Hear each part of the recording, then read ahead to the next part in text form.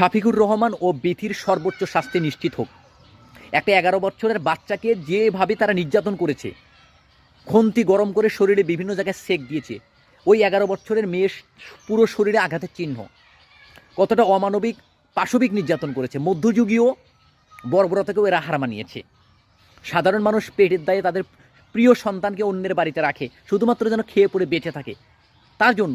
আর এই বিত্তবানরা এই নামি দামি স্যুটটাই কোট পরা শফিকুর রহমানের মতো জন্তু জানোয়ার মানুষরা এই সাধারণ মানুষের জীবনকে জীবন মনে করে না।